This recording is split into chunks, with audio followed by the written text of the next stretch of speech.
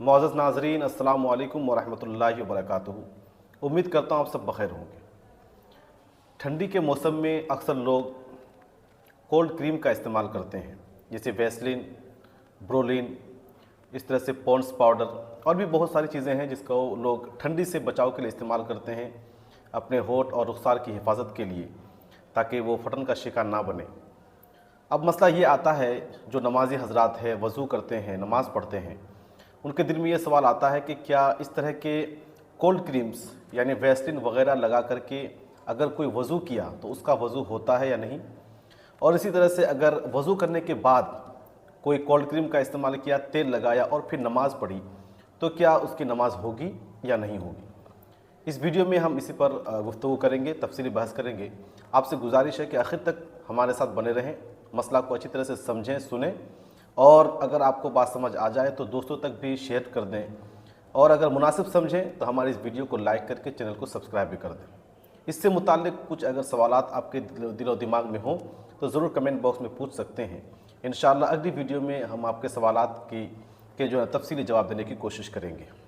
तो देखें, ठंडी के मौसम में लोग इस तरह की चीज़ें इस्तेमाल करते हुए आए हैं, करेंगे और अभी फ़िलहाल करते भी हैं। तो क्या इन सब चीज़ों से वज़ू टूटेगा या नहीं, या अगर वज़ू करते हैं तो वज़ू होगा या नहीं।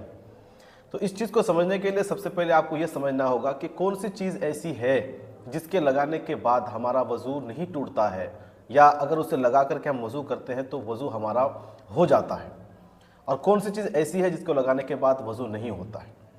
तो इस सिलसिले में फ़ुक़हा किराम ने एक अच्छा जो है एक उसूल बनाया है और अच्छा तरीक़ा हमारे सामने पेश किया है। वो ये है कि जो चीज़ जिस्मदार हो, चर्बीदार हो, और इस तरह से हो कि अगर वो हाथ में या आप के रुखसार यानी गालों पर या होंठ पर लगाते हैं, और लगाने के बाद जब हम वज़ू करते हैं तो वज़ू का पानी वो जिस्म तक नहीं पहुंच पाता है।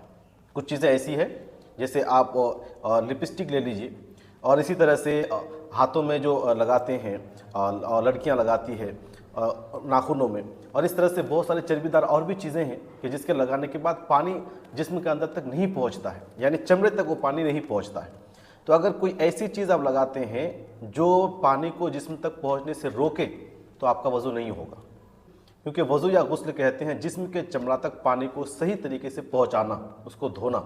अब अगर जिस्म में कोई ऐसी चीज़ लगी है जो पानी को पहुँचने से रोक दे, तो फिर हमारा ना वज़ू होगा ना गुस्ल। अब ये वैसलीन और जो कोल्ड क्रीम्स है, क्या उसी ज़ुमरे में आता है या किसी और, यानी ये पानी को जिस्म तक पहुंचने से रोकता है या नहीं। तो तजर्बा और मुशाहदा से ये बात साबित होती है कि ये जो वैसलीन या कोल्ड क्रीम्स वगैरह है, ये पानी को जिस्म तक पहुंचने से नहीं रोकता। यानी अगर आप कोल्ड क्रीम्स लगा करके वज़ू बनाते हैं तो आपका वज़ू हो जाएगा, क्योंकि ये जिस्म तक पानी को पहुँचने से नहीं रोकता है। दूसरी बात यह है कि क्या वज़ू के बाद अगर कोई लगाए तो इससे नमाज होगी कि नहीं होगी।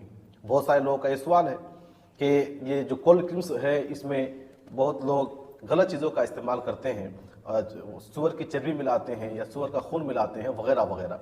तो देखिए, जब तक इस बात की तहकीक ना हो जाए कि वाकई इन चीज़ों में है ना सूअर की चर्बी या कोई अल्कोहल या गलत चीज़ मिलाई गई है, तब तक इसके बारे में कोई भी हतमी फैसला करना ये नामुनासिब है।